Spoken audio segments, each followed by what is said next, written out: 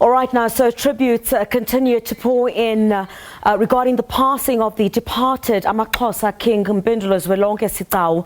Now, a memorial service was held in Johannesburg in his honor yesterday, and he died at the Nelson Mandela Academic Hospital in Mthatha last Thursday. President Cyril Ramaphosa has declared a special official funeral category 1 for the late king. Now, Zolani Mkiva has been, last night speaking as the head of the royal family delegation. He joins us this evening. Thank you very much indeed for your time, Mr. Mkiva. Thank you for having me. Look, there's quite a number of memorial services that are coming up. I think let's talk about that first of all. Last night you spoke about one that is due in Botswana as well as Zimbabwe. Where else are others able to pay tribute to the late king? Well, today, Friday, there were 2 memorial services. One was in Grahamstown, and the other one was in Xofimvaba, in Sabalele, the area where Chrisani was born, where one of the kings, King Sigcawu, also grew up, who is the son of King Yinsa. And then there will be a memorial services Bulawayo tomorrow, where in the Xhosa community as well as the Ndebele communities, and the Shona people will go and pay tribute to King Zwelonke because he used to go there regularly on annual basis. On Tuesday, there will be a memorial service in Gaborone, Botswana. There will be another one in Mthatha, which is hosted by the Nelson Mandela Museum.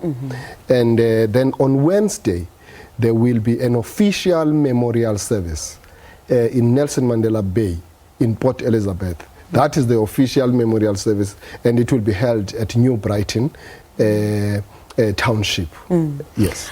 I want to talk about the rich history of the AmaXhosa. Sorry, can I mention one memorial service? Yes. Also tomorrow in Cape Town. All right. Very important. In Cape Town, very important. Yes. Yes. Yeah, you can't leave them out. Yeah. Certainly. Yes. All right. So, you know, I want to talk about the rich history of the AmaXhosa monarch, and I'm glad that you mentioned, you know, King Yinsa. And if we come back from the 1800s and we look at you know, the history of AmaXhosa, if we could just go back a bit, you know, to the richness of the monarch itself. By the time the colonialists arrived in South Africa, the Xhosa kingdom was a fully fledged established state, wherein the Xhosa king was the head of state and the head of government. He was also the head of the army and the head of the judiciary as a king. So he was an absolute monarch. And therefore, the Xhosas were very organized. Our currency during those times, it was cattle. And it did not fluctuate because the value of the livestock doesn't really fluctuate. What you see with the currencies, the paper currencies and so on, when they fluctuate, then the value goes down or it goes up. But with livestock, it actually appreciates. So I'm saying the Xhosas were so organized, so much so that it was very difficult for the colonial armies to defeat the Xhosa regiments and the battalions. It took them 100 years for them to actually be able to proceed upwards towards the area which is now called KwaZulu-Natal. So we blocked them there literally over 9 frontier wars. The 10th war was a psychological war, herein after referred to the Nongqawuse incident, wherein by that time they had already studied our culture, they had already infiltrated us to understand our thinking process as well as our design for living, to manipulate us from within. So some of our people fell into that trap. So the Nongqawuse incident actually managed to actually erode the strong bond amongst the Xhosa people, because what it said, it planted an idea that if we burn our fields, kill our cattle, the white people will be washed away again by the sea. Correct. And then things will come back to their normalcy, as it were. Some bought to this story. And it created a new chapter for the people of the Xhosa Kingdom, because it was now time for them to look at other ways of ensuring that they get an income for living. Remember that wealth was in a state of abundance in the Xhosa Kingdom. We had millions of cattle and millions of sheep and millions of goats. And actually, one city in Great Britain became rich because of the livestock that came from the Eastern Cape area, which is now called the Eastern Cape. I'm sure we could go on and on, but let's look at the departed king and the contribution that he has made towards his people. I listened yesterday at the memorial service held just here in Johannesburg, how great tribute was paid to him, and from the family, from those who had come into contact with him, about you in particular said that he was not someone who looked at those at others as his subjects, but instead he saw himself as a servant of the people and not the other way around. Yes. Talk to us a bit about that, and perhaps what others may not know about the contribution that he had made in his community.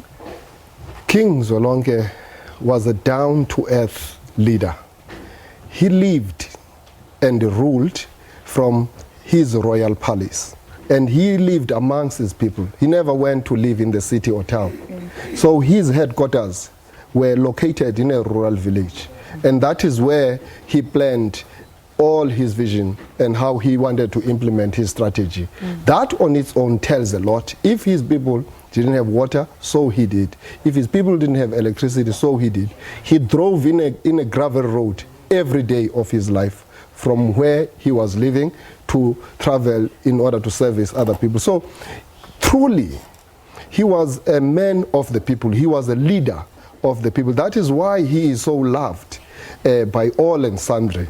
He believed in engaging with the people. He believed in taking the views of the people and articulate them into policy perspective and sell those policies to government to say realistically, these are the things that people require and need in terms of where they are located. So he was a people's leader and he made tremendous impact. That is why you see he passed on at the age of 51, but he's being celebrated in this country, in the continent, and the world over. We have received messages from Venezuela, from Palestine, from Sweden, from Serbia, and many, many other parts of the world, because he interfaced with all those people.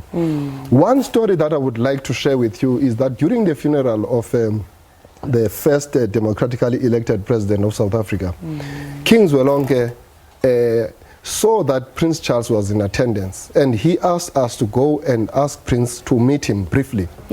And Prince heeded the call, and he smiled and he embraced him.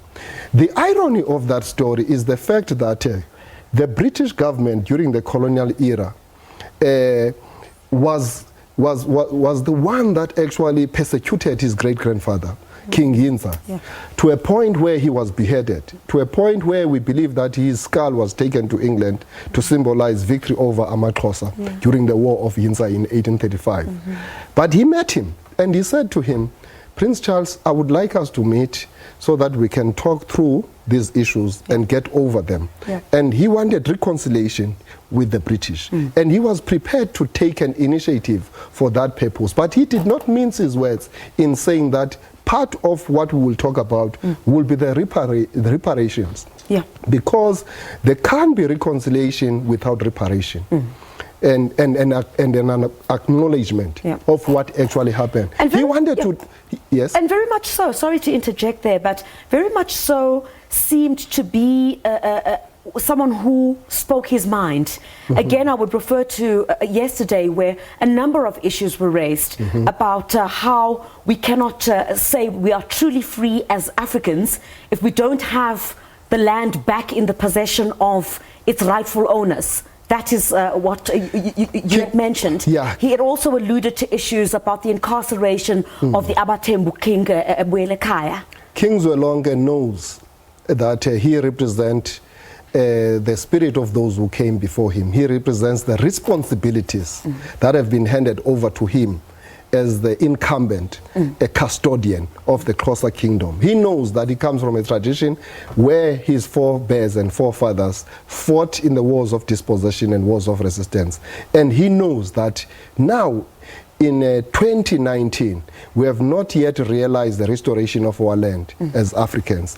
And he represents a community that lost vast chunks of land, and where he was located, which we now refer to as his area of jurisdiction, is actually it doesn't even make up 5% of the land that he's supposed to preside over as the king of AmaXhosa. Therefore, he wanted to ensure that during his lifetime the land is restored. So he did not mince his words insofar as that he wanted the full restoration of the land back into the hands of the people, because the land belonged to the people. The land is not for sale. The land is the heritage of this country, and the land, he understood it clearly that the land is a political issue rather than an economic issue.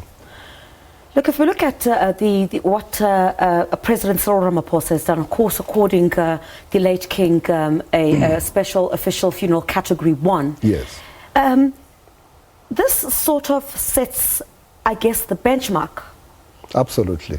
For, I guess, what the family and others have been arguing for, that kings, traditional leadership in South Africa should be afforded the same kind of respect as others. Talk to me a bit about that. Do you think that government has so far failed traditional leadership when it comes to affording the respect that perhaps should be accorded?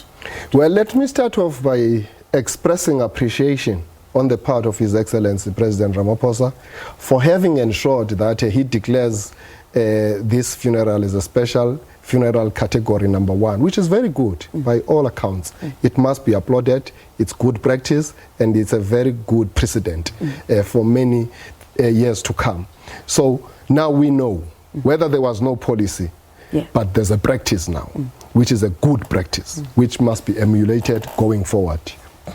Well, insofar as how government treats traditional leadership, I would say that the government of South Africa does know that the institution of traditional leadership is recognized by the Constitution, and therefore the role of traditional leadership must be appreciated. To the extent that I would say that the fact that the ANC, which is a ruling party, does not have a policy on the institution of traditional leadership, sometimes it creates a challenge, because remember that policy formulation starts at the level of the ruling party. But we are engaging the ruling party, and it is open to our engagement, and it is embracing. But what we want, what we don't want to see is that we don't want to these things to happen by a sheer like, or by when there's somebody who is in the office who's warm to the institution, and then someone else comes in, and then the policy, it changes. It changes. So we want this to be a policy in the country, so that it does not depend as to who is in the office. So you will remember that when President Cyril Ramaphosa was elected after the Nazareth conference, he went across the country meeting the kings. He also met King Zwelonke. And King Zwelonke showed respect to him. He slaughtered a beast, and he even joked and said that if I had a buffalo, I would have slaughtered a buffalo for you, buffalo. So I'm saying that there is a continuing engagement. And but hasn't it taken too long? It has taken too long. We're not happy with the fact that it has taken this long. And we feel that certain things should have been done long before. For instance, our view is that the National House of Traditional Leadership, as well as the provincial houses, their status should not just be an advisory status. They should, the National House in particular should be the third house of parliament, so that the laws that resonate with the rural communities must not be passed without the consideration of the National House of Traditional Leaders.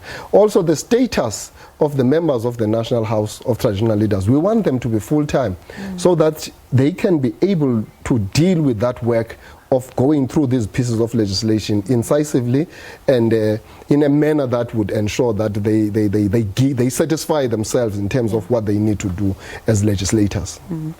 I want to talk about what goes behind, perhaps for our viewers who might not understand.